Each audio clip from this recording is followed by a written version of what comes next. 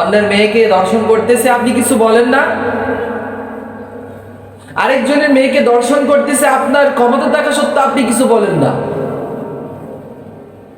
আপনি যদি বলতেন তাহলে ওই মেয়েটার ইজ্জতটা বেঁচে যেত। আপনি যদি একটু কথা বলতেন, আপনি যদি একটু প্রতিবাদ করতেন, তাহলে ওই ওই লোকটা সুস্থ বিচার পাইতো। আপনি যদি একটু দাঁড়ায় যদি বলতেন, তাহলে ওই লোকের জমিটা হারাইতে হইতো না। আপনার ক্ষমতা থাকা সত্ত্বেও আপনি চুপ করে রইলেন। আল্লাহ যে আপনাকে ক্ষমতা দিল, আল্লাহ যে আপনাকে লিডার বানাইলো, নেতা বানাইলো, সেটার শুকরিয়া দায়িত্ব আপনি করলেনই না, বরঞ্চ আপনি ওই দর্শকদের পক্ষে আপনি শক্তির সঞ্চয় করে দিলেন। তাহলে বিষয়টা কেমন দাঁড়াইল? বিষয়টা এমন দাঁড়াবে যে আপনি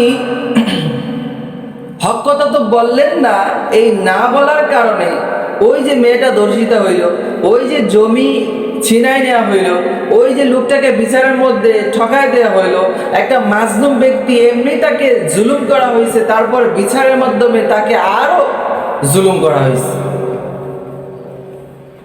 আপনি যেখানে চুপ করে রইলেন, এইখানে বিষয়টা এমন হবে, কোনো একদিন ওই জুলুমগুলা আল্লাহ তাআলা যদি আপনার ঘরে ঢুকায় দেয়, আপনার মেয়েকে কেউ দর্শন করে, আপনার জমি ছিনিয়ে নেয়, আপনার সাথে কেউ অন্যায়ভাবে এরকম বিচারের মধ্যে আপনাকে ঠকানো হয়, আপনার উপর যদি জুলুম করা হয়, আপনি কি করবেন?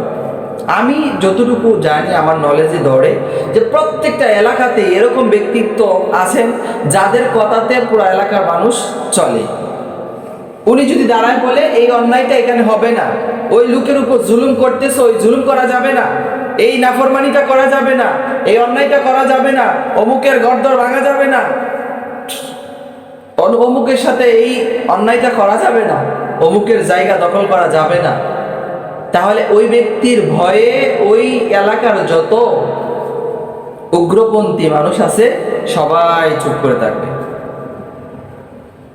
অথচ সে কথা কে বলে? সে কথা কে বলে? আমাদের বলা উচিত কিনা বলেন? উচিত উচিত উচিত কিনা বলেন? বলবেন আপনারা?